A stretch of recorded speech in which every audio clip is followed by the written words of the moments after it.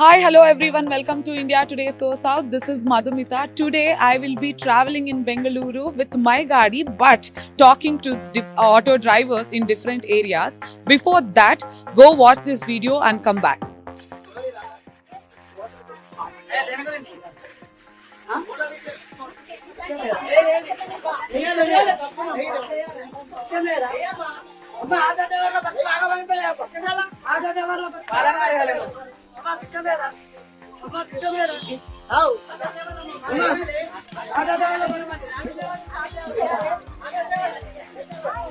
If you haven't understood the nuances of this video, I'll explain you very quickly. So the auto drivers of Telangana are begging inside the bus because of the Congress government that has been come to power very recently, as they have implemented Mahalakshmi scheme of free bus tickets for women.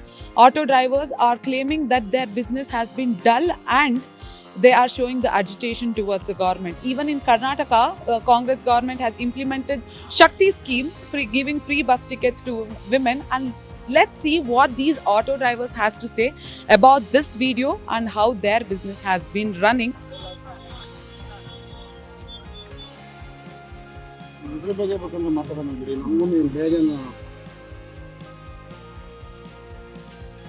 ಮಾನವರಿ ತೆಗಿತಾ ಇದ್ದಾರೆ. ಕರೆಕ್ಟಾಗಿ ಗಾಡಿ ಓಡಿಸಿದ್ರೆ ಏನಕ್ಕೆ ಬರಲ್ಲ customer. ಇನ್ನೇನು ನಾಣಕಳ ಪರಿಸ್ಥಿತಿ ಒಂದು ಬಂದಿದೆ. ಅದನ್ನು ಸಿದ್ದರಾಮಯ್ಯನ ಸರ್ಕಾರದಲ್ಲಿ ಎಲ್ಲರಿಗೂ ಫ್ರೀ ಕೊಟ್ಟು ಇನ್ನೇನು ನಾಣಕಳ ಪರಿಸ್ಥಿತಿ ಬಂದಿದೆ. ಎಫೆಕ್ಟ್ ಆಗುತ್ತೆ, ಆದರೆ ಎಲ್ಲರೂ ಬಂದ್ಬಿಟ್ಟು ಬಸ್ಸಲ್ಲೇ ಓಡಾಡ್ಬೇಕಂತೇನಿಲ್ಲ. ಕೆಲವು ಕಸ್ಟಮರ್ಗಳಿದ್ದಾರೆ ಬರೀ ಆಟೋದಲ್ಲೇ ಓಡಾಡ್ತಾರೆ. ಅವ್ರಿಗೆ ಬಸ್ಸಲ್ಲಿ ಬಂದ್ಬಿಟ್ಟು ಅಷ್ಟೊಂದು ಕಂಫರ್ಟಬಲ್ ಇರಲ್ಲ. ಅವ್ರು ಆಟೋದಲ್ಲೇ ಓಡಾಡ್ಬೇಕಂತ ಇರ್ತಾರೆ. ಅದಕ್ಕೆ ಏನು ಮಾಡಬೇಕು, ಕರೆಕ್ಟಾಗಿ ಓಲಾ ಒಬ್ಬರು ಆನ್ ಮಾಡಿಕೊಂಡು ಕರೆಕ್ಟಾಗಿ ಓಡಿಸ್ಕೋಬೇಕು. ಓವರ್ ಆಲ್ ಒಂದು 10% ಮಾತ್ರನೇ. ಮೇಡಮ್, ನನಗೆ ಹೇಳಿದ್ರೆ ಅದು ತಪ್ಪು ಅನಿಸುತ್ತೆ. ಕಷ್ಟನ ಸುಖನ ಬದಿಕೊಂಡು ಹೋಗ್ಬೇಕು. ಹೆಣ್ಮಕ್ಳಿಗೆ ಫ್ರೀ ಮಾಡೋದು ಒಳ್ಳೇದೇ, ಬಟ್ ಅದೇ ರೀತಿನೇ ನಮ್ಮ ಸರ್ಕಾರದವರು ಆಟೋದವ್ರಿಗೂ ಸ್ವಲ್ಪ ಏನಾದ್ರು ಒಂದು ಮಾಡಿಕೊಟ್ರೆ ಅವ್ರಿಗೂ ಒಂದು ಜೀವನಕ್ಕೆ ಆಗುತ್ತೆ, ಅವ್ರ ಮಕ್ಳಿಗೆ ಭವಿಷ್ಯಕ್ಕೂ ಆಗುತ್ತೆ. ಅದು ಸ್ವಲ್ಪ ನೋಡಬೇಕು ಸರ್ಕಾರದವ್ರು ಯಾವ ರೀತಿ ಮಾಡ್ತಾರೆ. ಬಟ್ ಅದು ಅವರು ಭಿಕ್ಷೆ ಬಿಡೋ ತಪ್ಪೇ. ಅದು ಕಷ್ಟನ ಸುಖನ ನಾವು ಹೆಂಗೋ ಬದಿಕೊಂಡು ಹೋಗೋಣ, ಬಟ್ ಅದು ಇದೆ ಬಸ್ಸಲ್ಲೆಲ್ಲ ಭಿಕ್ಷೆಲ್ಲ ಬೇಡಕೋಬೇಡಿ. ಸರ್ಕಾರದವ್ರಿಗೆ ಮನವಿ ಮಾಡಿ ಅವ್ರೇನಾದ್ರು ನಮಗೆ ಜೀವನಕ್ಕೆ ಏನಾದ್ರು ಬೇರೆ ಏನಂತಾರೆ ಒಂದು ಉಪಯೋಗ ಪರ್ಯಾಯ ಅಂತ ಏನಾದ್ರು ಮಾಡ್ತಾರಲ್ಲ, ಅಂಥದ್ದು ಏನಾದ್ರು ಮಾಡಿಕೊಡಿ ಅಂತ ಕೇಳಿ. ಬಟ್ ಈ ಥರ ಎಲ್ಲ ಮಾಡೋಕ್ಕೆ ಹೋಗಬೇಡಿ. ಯಾಕಂದರೆ ನಾವು ಆಟೋನ ನಂಬಿದ್ದೀವಿ, ಜನರನ್ನು ನಂಬಿದ್ದೀವಿ. ಜನರು ನಮಗೇನು ಮೋಸ ಏನು ಮಾಡ್ತಾಯಿಲ್ಲ, ಸರ್ಕಾರದವ್ರು ನಮ್ಗೆ ಮೋಸ ಮಾಡ್ತಾರೆ. ಬಟ್ ಹೆಣ್ಮಕ್ಳು ಬರ್ತಾ ಇದ್ದಾರೆ, ನಮ್ಗೆ ಆಟೋದು ಜಾಸ್ತಿ ಹೆಣ್ಮಕ್ಳೇ ಬರ್ತಾ ಇದ್ದು. ಬಟ್ ಇವಾಗ ಸ್ವಲ್ಪ ಮಟ್ಟಿಗೆ ಕಡಿಮೆ ಆಗಿದೆ ಅಷ್ಟೇ ಹೊರತು ಬೇರೆ ಏನು ತೊಂದರೆ ಏನಾಗಿಲ್ಲ.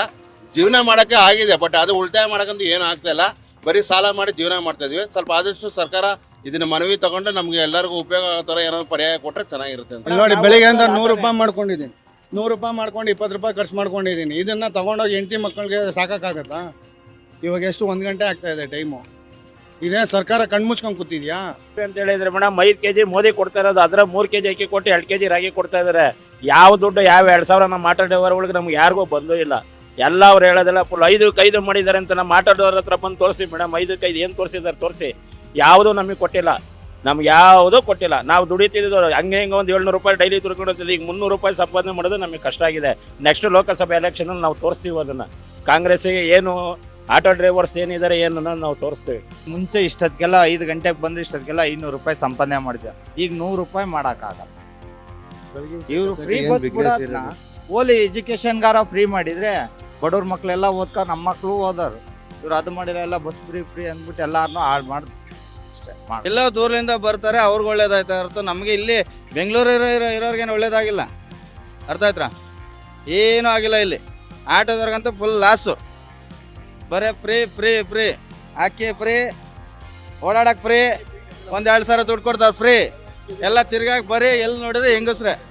ಬೆಂಗಳೂರು ತುಂಬ ಹೆಂಗಸ್ರೆ.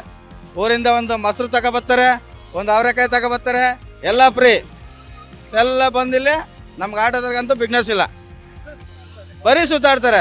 ನೋಡಿ, ಒಂದು ಬಸ್ಸಲ್ಲಿ 50-70% ಬರೀ ಹೆಂಗಸ್ರು ಎಳೆಯೋದು, ಇನ್ನು 30% ಗಂಡಸರು. ಆ ಗಂಡಸರಲ್ಲಿ 2 ಎಕ್ಕಲ್ಲ ಆಟೋ. ಅರ್ಥ ಆಯ್ತಾ? ಯಾರು ಎಕ್ಕಲ್ಲ. ನಮ್ಮ ಆಟೋದವ್ರನ್ನಂತೂ ಹಾಳು ಮಾಡಿಕ್ಬಿಟ್ಟವ್ರೆ ಈ ಸರ್ಕಾರ. ಅದಂತೂ ಓಪನ್ ಆಗಿ ಹೇಳ್ತೀನಿ.